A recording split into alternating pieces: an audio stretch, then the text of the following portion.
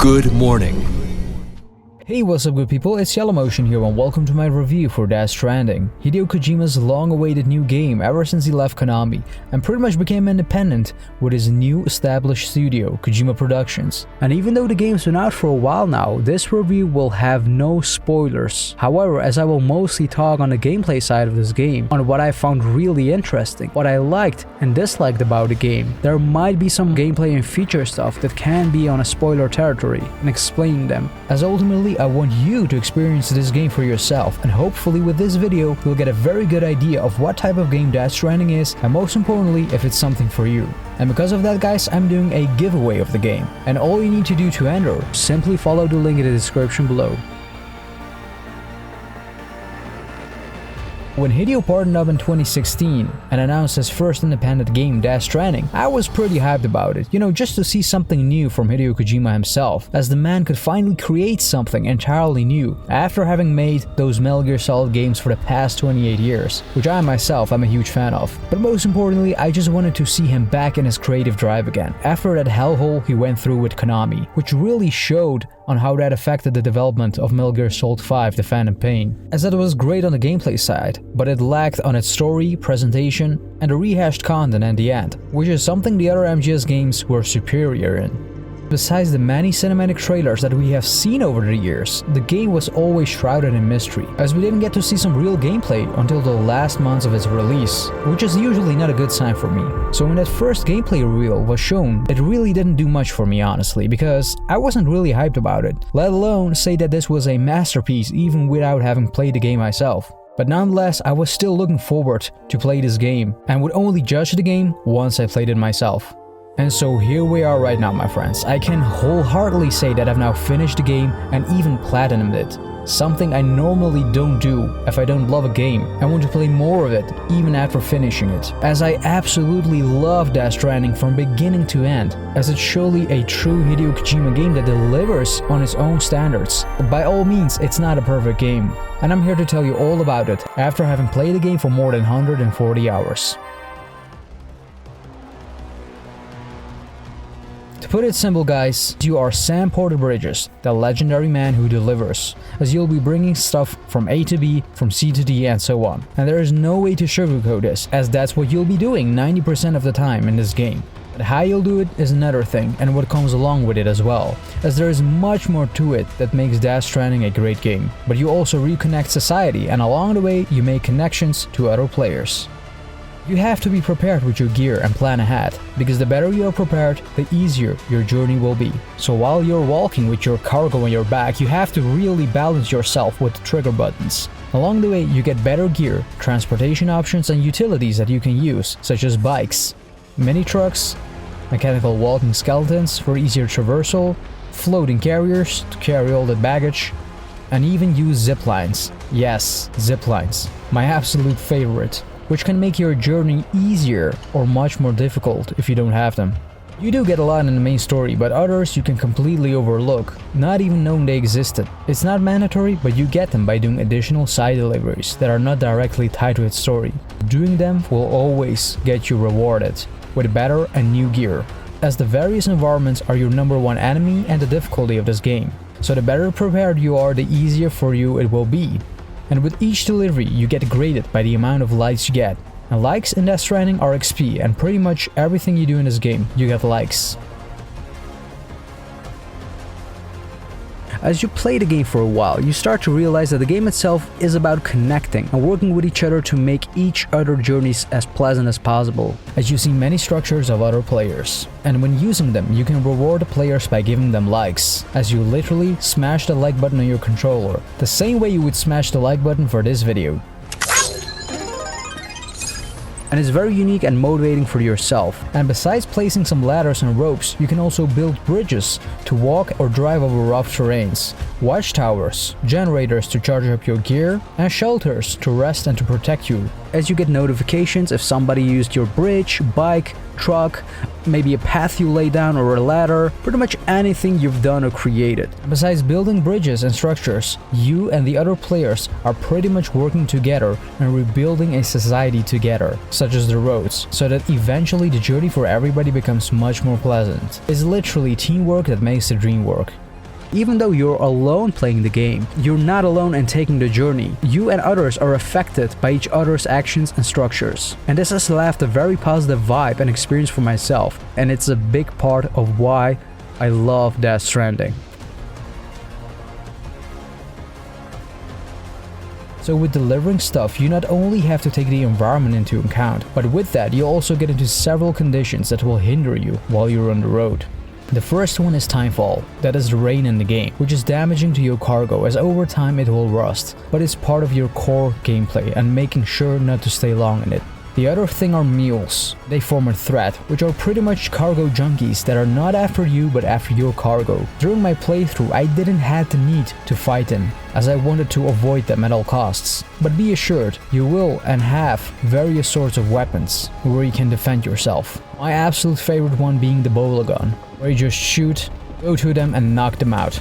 But mules aren't the only thing in Death Stranding, as you will also encounter BTs. And BTs are these flown ghosts that you've seen in the trailers. And I'm not gonna dive on the story aspect of the BTs, but when you see them for the first time, it's best to avoid them. As when you're in BT territory, Sam's scanner will start to pop up and pretty much show where the BTs are. So you have to pay close attention to your scanner, and this moment suddenly changes the game into a survival horror game, as you need to be calm in order to get through, and even such as breathing will expose you, so there is a mechanic to even hold your breath for that.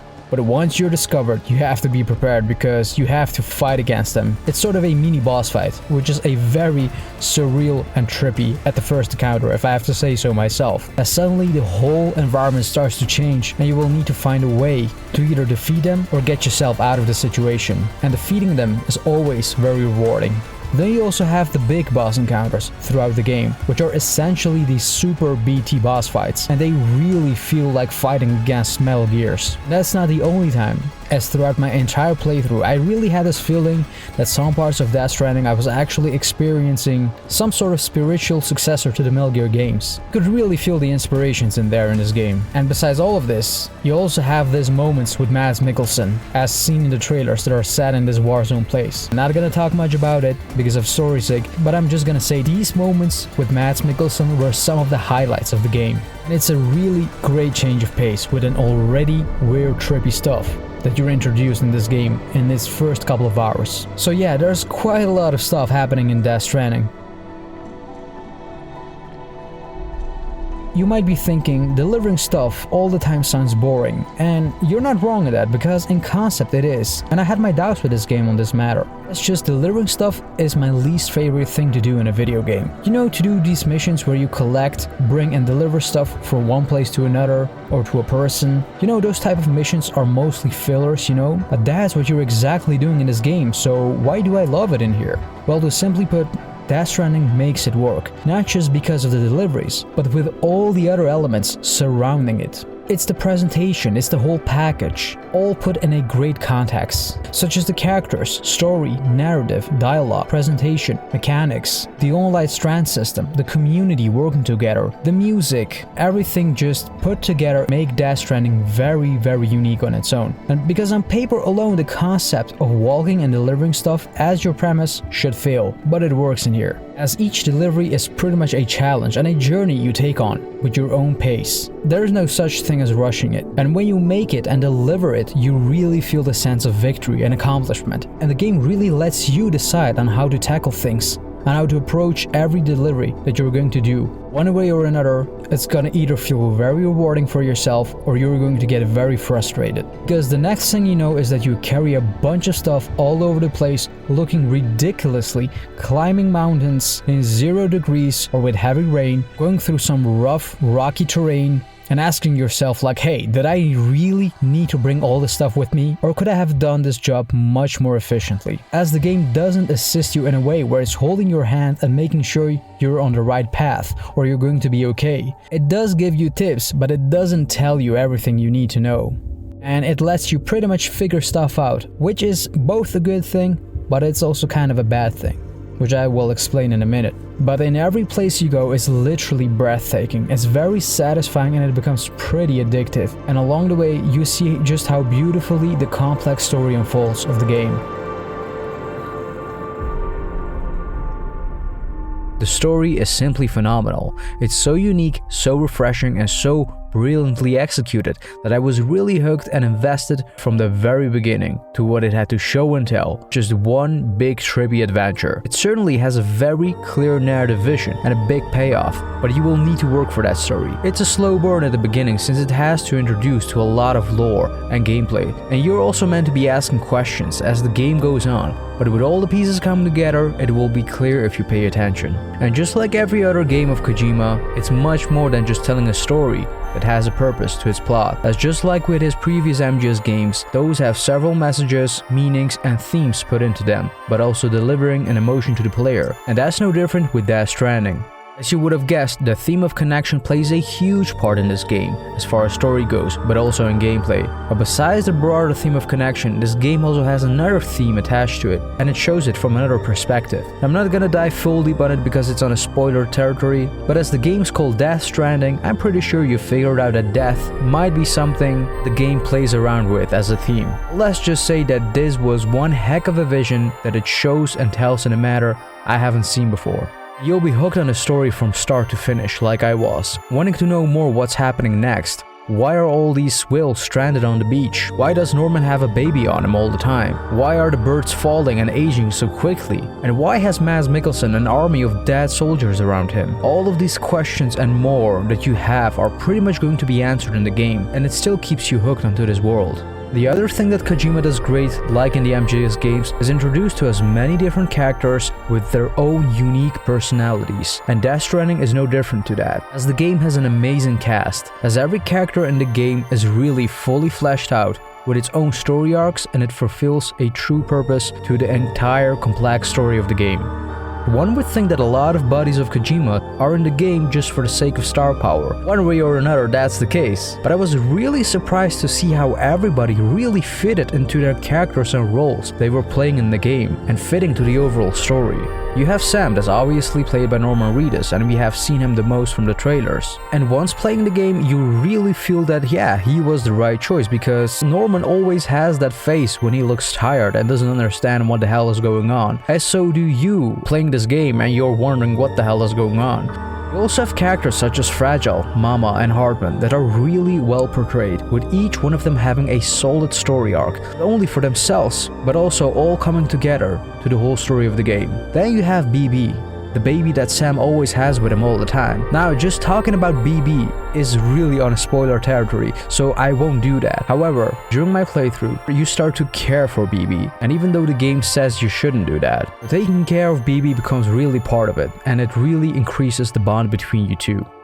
One of the most surprising for me was character by Guillermo del Toro, as he turned out to be one of my favorite characters in the game, just the way he was, as it didn't take long before I didn't saw del Toro anymore, but that man. It really felt natural, and I couldn't have imagined someone else playing that character besides del Toro's likeness. And the same also goes for a couple of characters that were my absolute favorite in the game. The first one is Mads Mikkelsen, who plays Cliff. He was surely the highlight of this game, as he's really phenomenal. Pretty much in every scene that he appears, he easily steals the show. And the same goes for Higgs, played by Troy Baker. He also really did a great job portraying him and showing more of a natural side of him.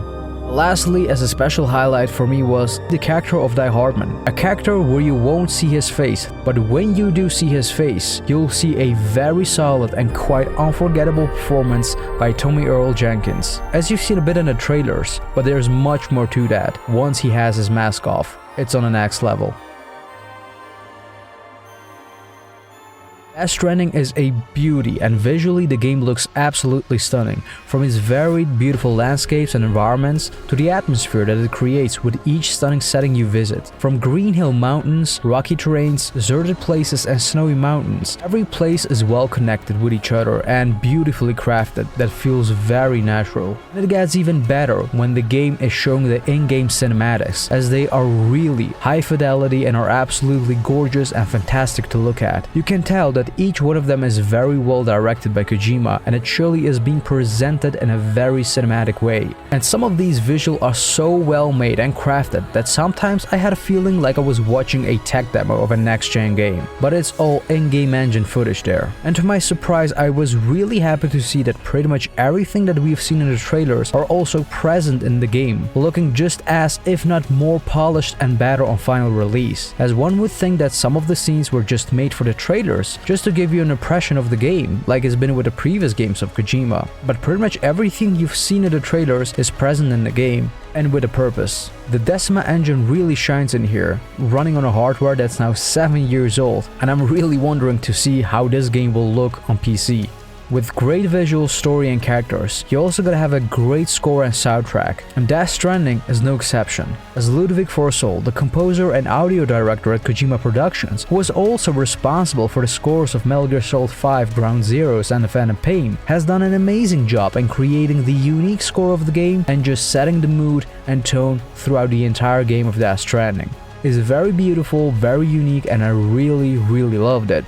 Just the theme alone of BB in this game is simply gorgeous, and I instantly loved it once I heard it in the launch trailer, as you'll be hearing the theme in many ways throughout the game, which at the end will stay in your head. It's so good. Besides the original score, the game also uses various tracks of artists such as Low Roar, Silent Poets, Chiveris, and more, and these tracks trigger at certain places in certain moments in the game, which instantly gives you this extra mood and flavor to your overall gameplay, journey, and experience.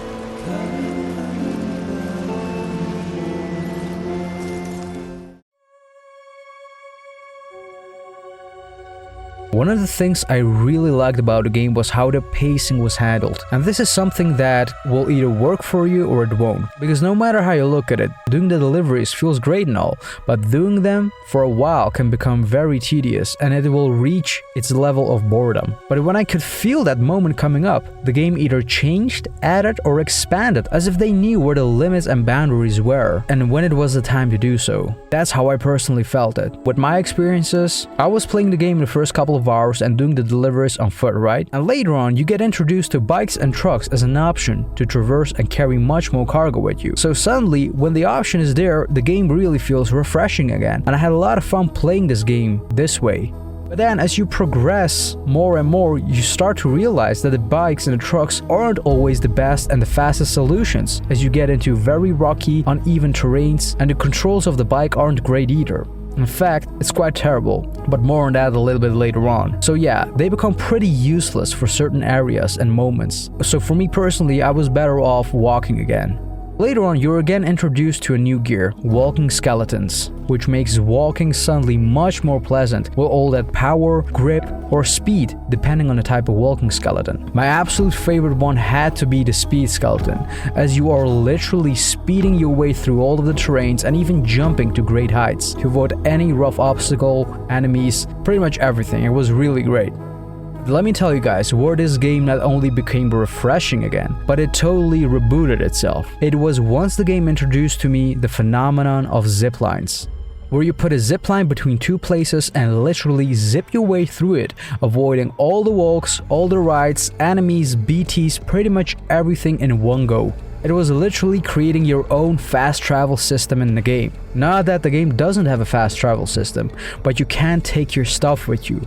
But you can with ziplines, as ziplines were my absolute favorite thing in this game, and honestly the primary reason I enjoyed playing the game even after I had finished it, as I most likely wouldn't have touched this game any further after beating the story. And the game isn't forcing you to use it, but it's just an option and it's there, and for me it was just perfect. But I've seen from other friends that they've just enjoyed and finished the game without ziplines, but to me this was a completely different story. So you have to understand, we're not even halfway through the game yet, and here I was literally building ziplines all through the map, connecting one place to the other, putting all my resources into it. And as you know, it's not unlimited, of course. and you have to work more to get more bandwidth, you see? So I was spending literally hours and hours finding the right places and connecting all of these ziplines together as efficiently as possible, pretty much making a whole zipline network throughout the entire world. But oh man, the payoff and the reward at the end was so huge you can't imagine it. Because let me tell you, the game is super long and there are some fillers in between the story where you will need to do several missions in heavily blizzard snowy mountain regions with heavy storms and stuff all over the place, delivering cargo back and forth you don't even remember in heavy BT territory, and all of this within the time frame of 1 hour. So you can imagine how long that mission is and the possibility of you screwing it up and doing it all over again. So quite some backtracking is involved in those places. Since I had all the zip lines in place, it literally took me 5 minutes to complete the entire mission, going from one place to the other, and man, that was so fucking awesome. It was like I had outbeaten the game in a way, you know what I'm saying? So yeah, long story short, I was playing a zipline simulator and I loved it, man. Death Stranding isn't perfect, and it surely has its annoying sides. They're not real deal breakers, but after playing for more than 140 hours, there's quite a bit to tell you on what I didn't like and loved so much about my experience with the game, and how they could have improved it.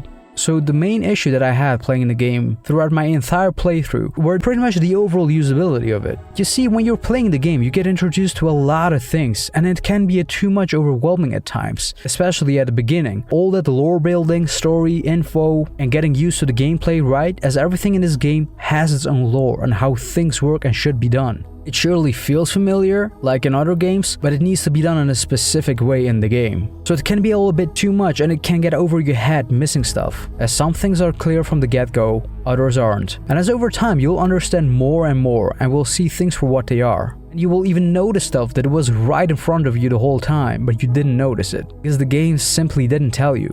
For example, I always thought that the accessoires in the backpack were just accessoires, but it turns out that they actually have an important use in gameplay and how it can help you. I found this after I'd finished the game on pure coincidence, because the game simply didn't tell you.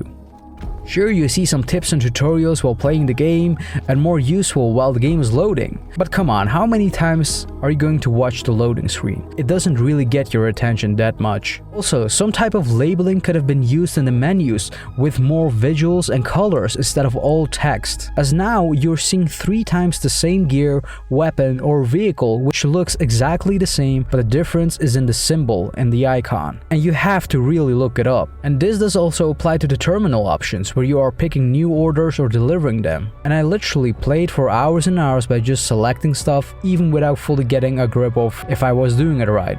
Another thing is that the world map will become very full of stuff, such as your structures, but also the structures of other players, and there is no way to filter any of that stuff out to get a better overview. So imagine, in my case, I wanted to only display the ziplines, bridges, or path you've laid down on the map, and nothing else. Well, that's not possible, as over time your map will become very cluttered, and a filter option would have solved it very easily.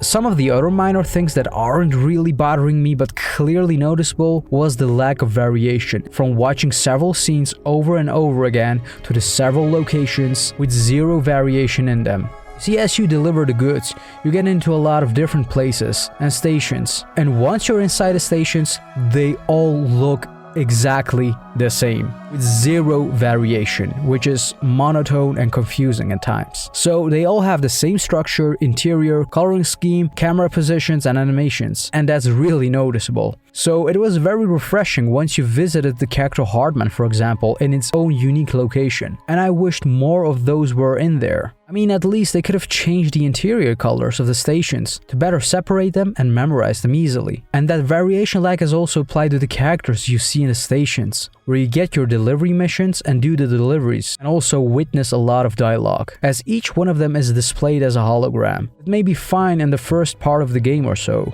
but as time passes you will start to notice that they also have no variation in them, as they all have the same camera positions, and the hologram effect makes it even worse. So it was quite a memorable moment when I encountered Conan O'Brien in the game, as he was one of the most memorable from all of the cameos, because it featured unique dialogue that really fitted him as a character with his own voice.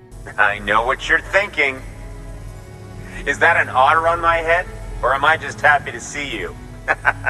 And there was also one occasion where you could really see the person as they came out of their shelter and interacted with you. And I wish there was more of that. Some of the other characters you encounter, and even in your own private room that you visit, they are all the same with zero variation. The other thing that sometimes bothered me were the controls of this game. Sometimes I really loved it, the other time it felt really clunky and messed up. When you walk through the terrains, it's all great and fantastic, and it's really good and well done where you have that heavy cargo on your back while you're adjusting your balance with the shoulder buttons, and everything works just great. But let's just say when you are in combat and you're fighting against those BTs, the controls suddenly become more stiff as you're in uneven terrain, carrying all this cargo on your back, going in and out of the menus, selecting weapons, climbing up buildings and stuff. It could have been a bit more smoother. Like I said, having a bike is great, but driving this thing on rough terrain is a pain in the ass. I get it, it's supposed to feel clunky, but the physics aren't helping to sell that either, as everything looks just so messed up. But most times I would use the motorcycle to get to a point and ditch it and continue the trail by foot. Again, it's something that didn't disturb me a lot, but it's very noticeable and it pulls you out of the experience quite a few times. If some of the things would be adjusted, it would make a huge difference for everybody's experience. Death Stranding to me is one of those games you really should play instead of watching it in order to see if it's something for you or not. It's just watching gameplay won't get you excited, that I can confidently say for sure. It's definitely an experience game, not a full-blown action game. As the gameplay is so much more than just doing deliveries, it's the journey from the beginning to the end. The connections that you've made along the way, both in the game story as to the players that you've encountered and helped each other along the way, without ever seeing them. And the rewards of connection, building paths for yourself and others, is the loop that keeps things interesting. There's plenty to do and to discover even when you finish the game, giving you easily hours of playtime, yet alone playing this game just for the story alone is worth its full price. If you've already been intrigued by the trailers that you've seen over the years, and you want to know what it has to offer from a story and a gameplay side, then I think you will have a very good time playing this game, because within the first couple of hours of this game, it really shows you what it has to offer and what you can expect from it much later on. So as far as story's theme, characters and gameplay, and just the overall Kojima weirdness, awkwardness, and the humor that he has. And this game has it all, and I surely think you'll definitely love Death Stranding, as it will expand and get better from there on, as this is a true Hideo Kojima game by all standards. But if you're somebody that likes fast-paced action games where stuff needs to happen all the time constantly and don't really give that much about a story, then I don't think this game is for you. I'm just glad that Hideo was able to take the risks and make the game he wanted with a clear vision without any limitations. I honestly never thought I would enjoy Death Stranding this much, but seriously though, it's an incredible game. But with the flaws of the menus, interface, UI, usability, and the sometimes clunky controls and physics, which can be irritating, it becomes unfortunate. But there is so much good in return, and a game doesn't always need to be flawless for you to enjoy it and have a great time with it for countless hours. And Death Stranding to me is surely one of Kojima's masterpieces, like his Metal Gear Solid games. It looks stunning, gameplay is deep, the story is really good and in-depth, with a great cast and voice acting. This game was weird, intense, trippy as fuck, and most above all, it had a great beauty to it all. It was a blast to play this game, and it really exceeded my expectations. And as cliche as this may sound, Death Stranding is really a game like nothing I've ever played before. It's so familiar yet so unique on its own that kept me hooked all the time from beginning to end. From the very first start to the very last mission with Sam Porter Bridges. All I can say is that it's been one hell of a ride with Norman Reedus. And for those who are still playing the game and on their journey delivering, keep on keeping on, Porters. And there you have it, guys. This was my video review for Death Stranding. There is much I've covered and talked about this game, but trust me, that's not everything, as I could do another video just talking about this game on its various topics, as the game really has much to offer.